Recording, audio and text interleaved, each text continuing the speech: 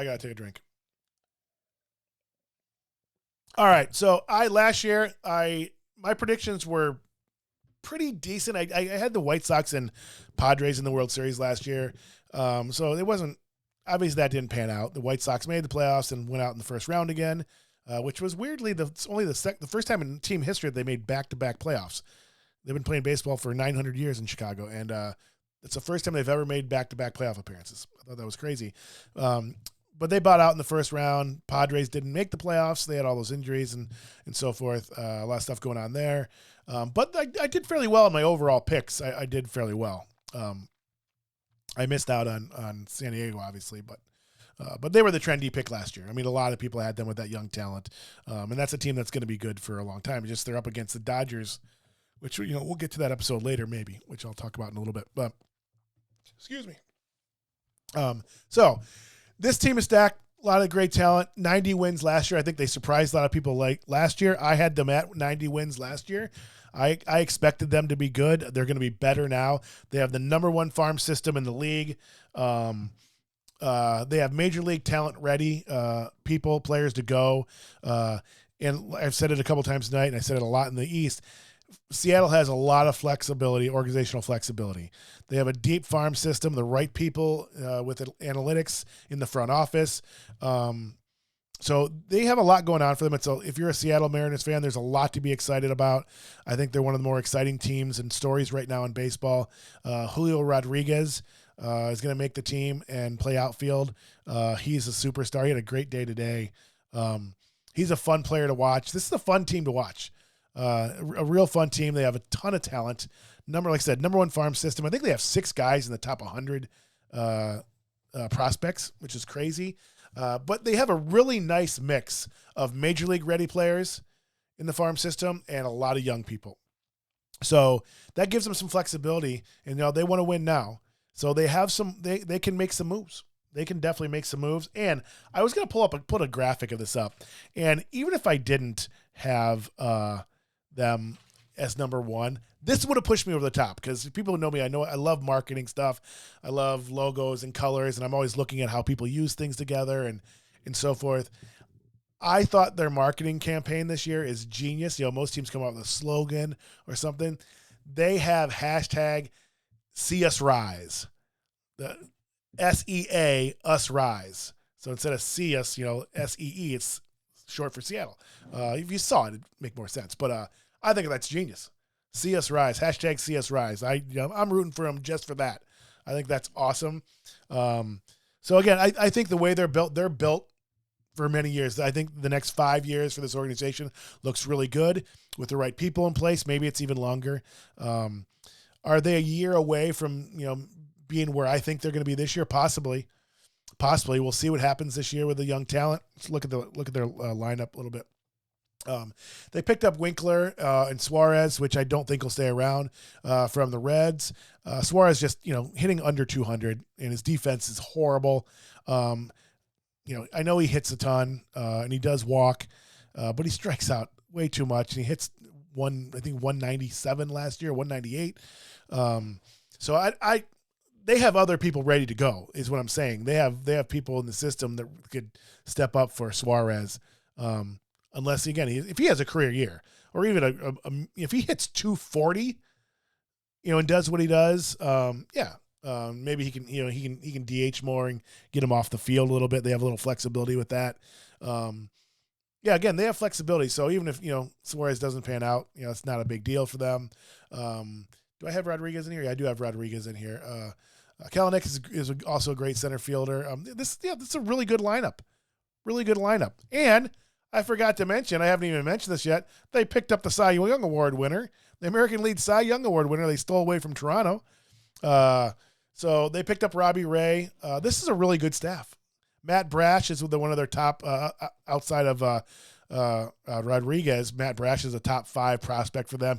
I think it came out today or yesterday that he made the starting staff. So you're going to see him. Flexen and Gilbert. That's a solid staff. And you put Robbie Ray there.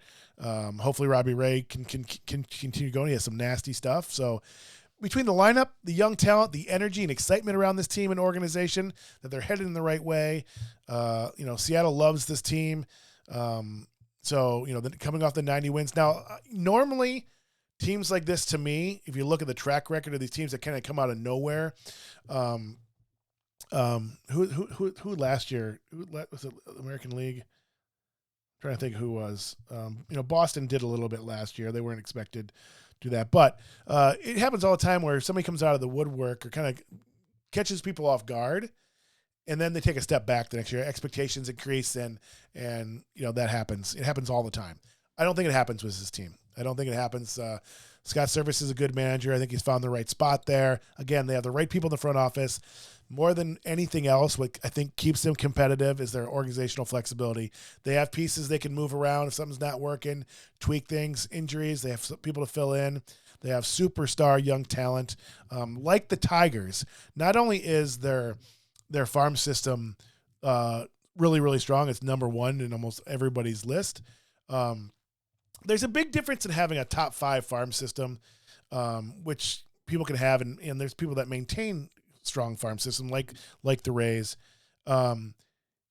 There's a difference when some of those organizations have star power. You may have a lot of major league ready talent and major league talent, but to have the amount of star power in their farm system that the Mariners do and that like the Tigers do, that's why I wouldn't be surprised if the Tigers. I had the Tigers in third. Again, a team that's not, I don't think is going to take a step backwards. I can definitely see them overtaking my Guardians. Hate saying that, but yeah, I could see that. I don't think Seattle takes a step back. I think they move forward, and I think they're set up for many years to follow. But they have star power in their farm system, not just a lot of guys that are going to be major league talent. Again, they're major league talent ready now. They have a lot of young players that will be. Again, a lot of flexibility to grow.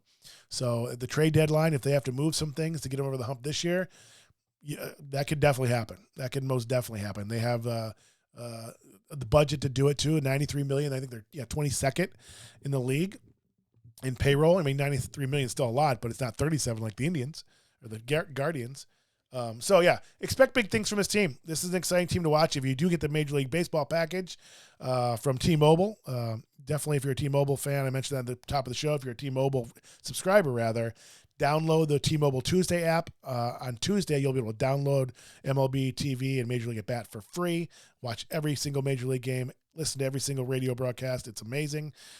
So if you have that and you love baseball, pay attention to this team. It's an exciting team to watch, and they are going to be good. I guess I should have bring the prospects up as well. Yeah, there's the two right there. There's two of their top prospects that you're going to see in the starting lineups. And again, they have a ton more. So I'm trying to look at their minor league things, looking at logos, the Crawdads, the Hickory Crawdads, the Rough Riders. Yeah, not great logos there. Actually, I think I have it right here. Take a look. Why I have you here. Farm system rankings. No, I want the minor league team thing. So Seattle. Oh, yeah, then they do have the Aqua Sox, the Everett Aqua Sox. I don't necessarily love the logo. It's a frog, but their hats are really cool. Their one hat is cool. The Modesto Nuts, a lot of people like that logo, and that I don't care for that.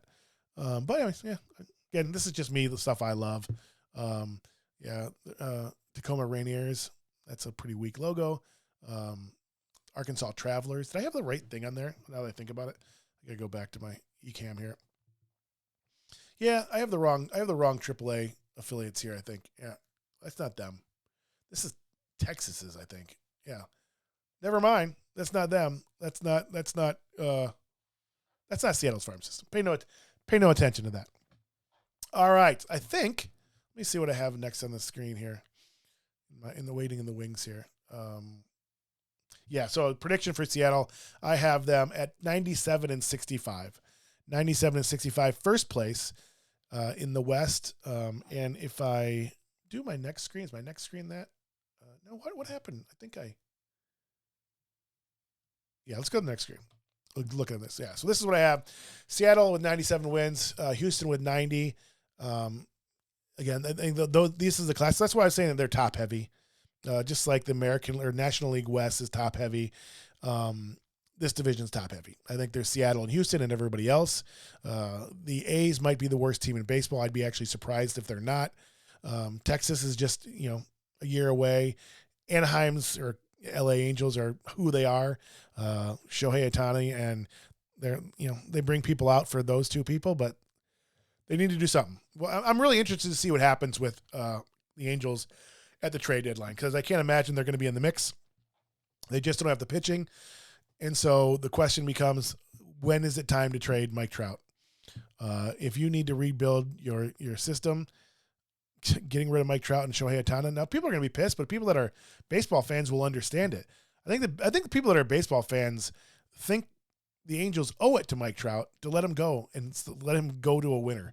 I mean, he's had one playoff appearance in since 2014. I mean, you're seeing a generational talent, one of the best players that any of us have ever seen, and will be a top 5 player in the history of baseball, to the likes of Willie Mays and Babe Ruth, better than Mickey Mantle. Seeing him stuck on that team, imagine putting him out in Philadelphia with Bryce Harper. Now, I don't think that's going to happen. I don't think Phillies have the flexibility to do that. I can see him signing as a free agent, but in a trade, I don't know. But if they're going to take on, I don't know. We'll have to see how it works, but it would be interesting. And I would like to see Mike Trout go to a winner. And I'm not a Mike Trout lover. He's not one of my favorite players or anything, but I mean, the guy is amazing. And most people don't even realize it because he's not flashy. He's in that market where nobody pays attention to. They're overshadowed by the Dodgers. But just go look it up. Just compare Mike Trout.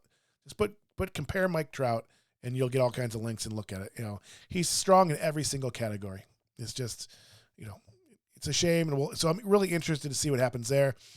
Seattle and Houston, could those flip-flop? Certainly. Do I think Seattle's going to take a step backwards? I don't. I just think they're ready, again, because they have that flexibility. If things aren't working, they can tweak things, move things around. I don't think they're going to give away the farm to make it happen this year only. I think they have enough talent in their system. They wouldn't need to do that anyhow. Even if they got rid of a lot, they still have a lot. So I think Seattle's primed in this division. Seattle is the team that is most ready to win and be a winner for the next 5 years or so. I don't think, including Houston, I can't see Houston being competitive for the next 5 years. I can see Texas taking a step forward next year. But again, they need to do some things too. Both the Angels and Texas just they feel stale, even though Texas spent almost $6 million this offseason. I don't know how much that helps them, to be honest with you. I just don't. Their still farm system is, no pitching. So this is top heavy with Houston and Seattle. They have Seattle winning, but again, it wouldn't shock me if Houston has another great year. But I think this is the last year of their run. I think their window is closing quickly. I think it's this year, and then I think you're going to see them, move some pieces and so forth and rebuild, because their farm system is really bad too. So we'll see. I think that's it. I think that's all I have for you tonight.